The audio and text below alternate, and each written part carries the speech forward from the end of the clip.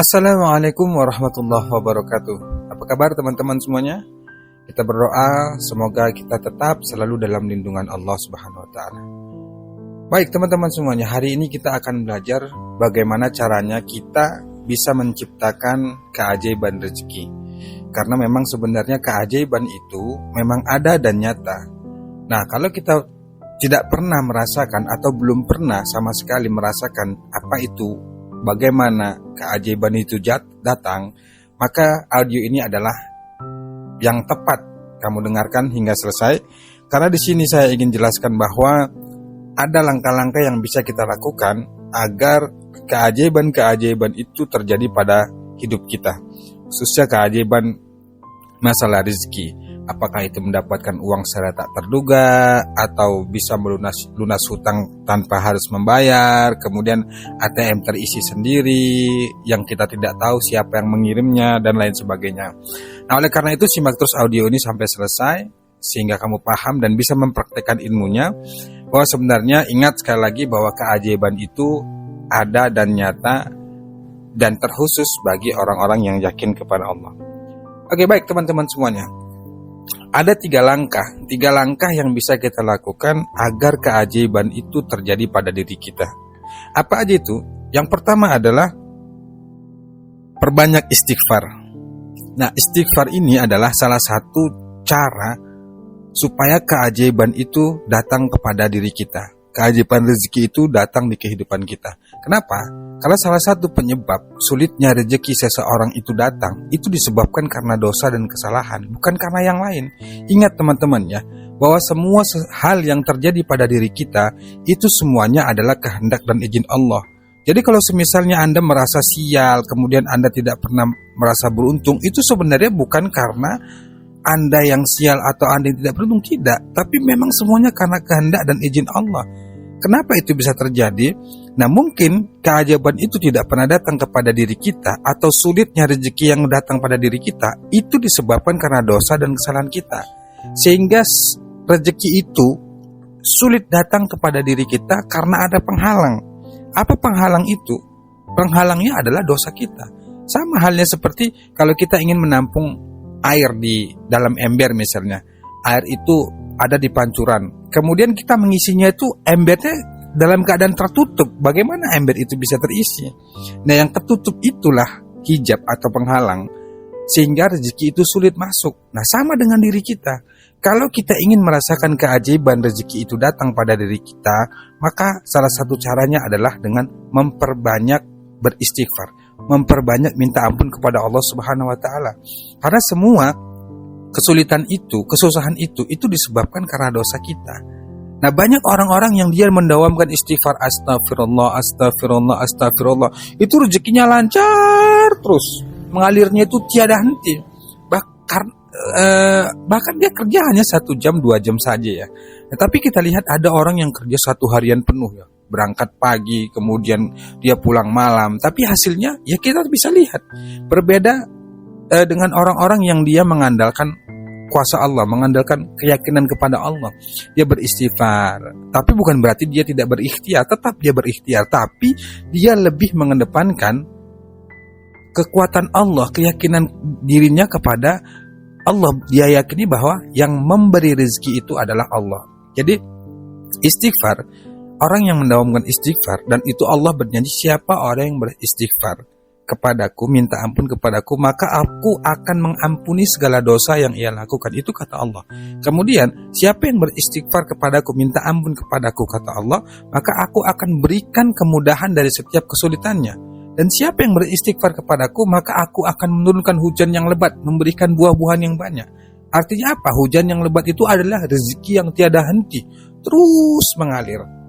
Nah, maka dari itu, kalau kita ingin keajaiban datang, perbanyak istighfar. Astagfirullah, astagfirullah, astagfirullah.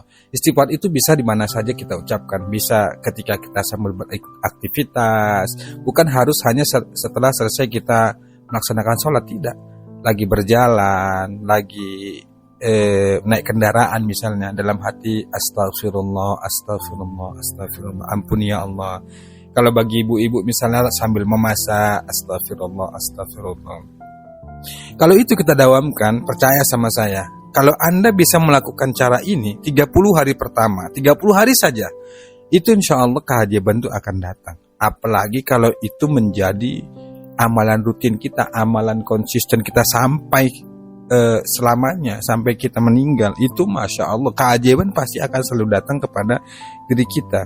Dan banyak ya ulama-ulama itu yang dia itu, kita lihat kerjanya biasa saja. Bahkan ada yang saya pernah lihat tuh ya, seorang kiai lah, guru sufi gitu. Dia saya lihat kerjanya hanya berladang, tapi Masya Allah rezekinya itu selalu datang. Ada teman saya yang dia pagi mengajar, kemudian sore dia istirahat di rumah, kumpul bersama keluarga, tapi rezekinya selalu saja datang. Saya tanya, apa rahasianya? Rahasianya perbanyak istighfar, perbanyak minta ampun kepada Allah Subhanahu wa taala. Karena Allah yang berjanji, siapa yang beristighfar kepadaku, maka aku akan berikan rezeki, aku akan lapangkan segala kesulitannya, dan aku akan mudahkan segala urusannya. Maka kalau kita ingin urusan kita mudah, rezeki kita lancar, ya sudah, perbanyak istighfar. Dawamkan istighfar, latih terus, bahkan harus dipaksa supaya hati kita ini terbiasa berzikir kepadanya, minta ampun kepada Allah. Karena tadi satu, saya katakan bahwa sebab sulitnya rezeki itu datang kepada diri kita adalah karena dosa dan kesalahan kita. Itulah yang menjadi penghalang. Maka penghalang ini dulu yang kita hilangkan dengan cara minta ampun kepada Allah Subhanahu wa taala. Itu yang pertama, perbanyak istighfar. Yang kedua, untuk bisa menciptakan keajaiban rezeki pada diri kita, kehidupan kita adalah sering bersedekah. Bukan sering ya bahasanya, selalu bersedekah setiap hari. 1.000 kah, 2.000 kah, yang semampu kita. Kemana? Bebas. Kepada yang tidak mampu kah, atau kepada teman, mentraktir teman, dan pokoknya dalam keseharian selalu latih diri kita untuk bersedekah. Kenapa? Allah berjanji siapa yang memberi 1 akan dibalas 10. Artinya kalau kita hitung-hitung matematika dalam bentuk uang, siapa yang memberi 100.000, maka Allah akan balas dengan 1 juta, dan seterusnya. Siapa yang memberi 1 juta akan dibalas dengan 10 juta, kelipatan 10. Tapi itu kalau matematika, hitungan matematika dunia. Tapi kita kan tidak begitu ya. Artinya kita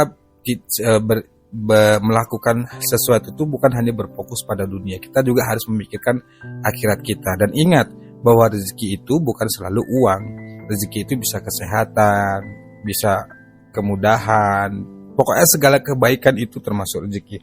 Karena kalau rezeki itu hanya diukur dengan uang, bagaimana mereka yang banyak uang tapi dia sakit? Ada tuh orang yang saya lihat tuh, dia banyak uang, mobil banyak, rumah mewah, segala macamnya punya, tapi kondisi fisiknya dia tidak sehat. Dia pernah bilang, saya nggak lagi butuh uang, yang saya butuhkan itu adalah bagaimana hidup saya itu bisa sehat.